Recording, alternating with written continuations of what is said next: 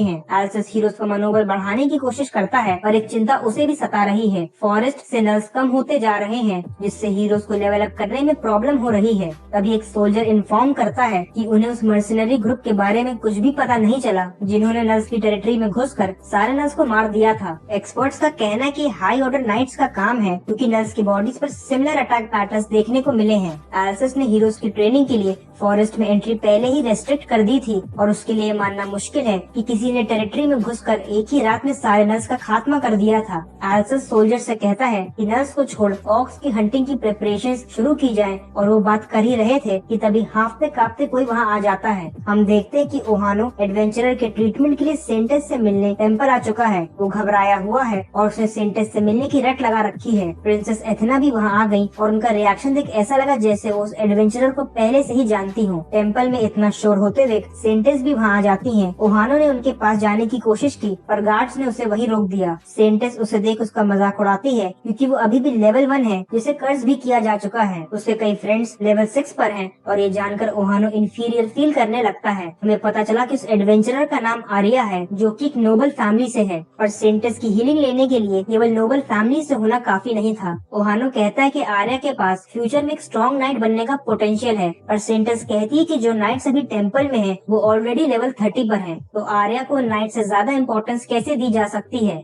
Sentence कहती है कि शायद उसकी हीलिंग एबिलिटीज को ओहानो बहुत हल्के में ले रहा है। उसने रिसेंटली काउंसिल वुमेन सिलेबस को हील किया था जिसके लिए उसे बहुत मूल्यवान गिफ्ट्स दिए गए थे। गिफ्ट्स इतने बेशकीमती है कि उनसे आधा नेशन खरीदा जा सकता है। ये सब सुनकर ओहानो हार मान गया पर तभी यूबोरा सेंटेस से कुछ कहती है। वो आर्या को अपना कॉमरेड बनाना चाहती है और उसकी विश जानकर सेंटेस आर्या को हील करने के लिए तैयार हो जाती है। उसने अपनी हीलिंग पावर्स का यूज कर एक झटके में ही आर्या का हाथ पहले जैसा कर दिया और उससे जिंदगी भर यूबोरा का कॉमरेड बन उसे प्रोटेक्ट करने को कहा। आर्या यूबोरा की आभारी है और बाकी हीरोज के साथ उनकी ट्रेनिंग ज्वाइन कर लेती है। एक और बार ओहानो अकेला है पर उम्मीद की किरण एथेना के रूप में उसकी तरफ हाथ बढ़ाती है। एथेना और आर्या बचपन के दोस्त हैं और वो ओहानो की शुक्रगुजार है क्योंकि वो आर्या को टेम्पल में लेकर आया था। एथेना खुश है और इसीलिए वो ओहानो को अपना दूसरा स्टूडेंट चूज करती है। ओहानो को मैजिक ब्लेसिंग मिली पर अपनी मंद बुद्धि की वजह से उसे ये लगने लगा था कि एथेना को उस पर क्रश है। आगे हम देखते हैं कि कैंग रोज की तरह ऑक्स की हंटिंग कर रहा है। डीमन की भी रिकवरी हो चुकी है और क्योंकि वो सिटी के करीब है तो डीमन ने मैजिक से अपने हॉर्न को हाई कर लिया है। तभी उन्हें कुछ कैरेजेस दिखते हैं जो बड़ी तेजी से उस एरिया से निकलने की कोशिश कर रहे थे। कैरेजेस में ह्यूमंस और नाइट्स हैं जिनका पीछा ऑक्स कर रहे हैं। ऑक्स स्ट्रॉन्ग है और इसीलिए नाइट्स उनका सामना करने में असक्षम है। तभी कैरेज का दरवाजा खुला और दो सुंदर रॉयल लेडीज बाहर निकली। उनके पास वेपन्स हैं और ऐसा लग रहा है कि अब बैटल होने वाली है। उनमें से एक ने मैजिक स्पेल का यूज कर फायर अटैक किया। उसकी साथी भी पीछे नहीं रही और अपने मैजिकल स्वॉर्ड अटैक से उसने भी ऑक्स पर हमला बोल दिया। ये सब होते हुए कैंग और डीमन देख रहे थे। तभी कैंग के दिमाग में खुराफाती आइडिया आया। वो लेडीज को देखकर समझ गया था कि वो इस वर्ल्ड के एलिट्स में से हैं जिनसे अच्छे रिलेशंस बनाने पर उसका इस दुनिया में रहना थोड़ा आसान हो जाएगा। वो पूरी ताकत लगाकर जोर से चिल्लाता है कि यहाँ पर दो बहुत सुंदर लेडीज हैं। उसके कर्ज की वजह से ह्यूमंस को तो कुछ भी समझ में नहीं आया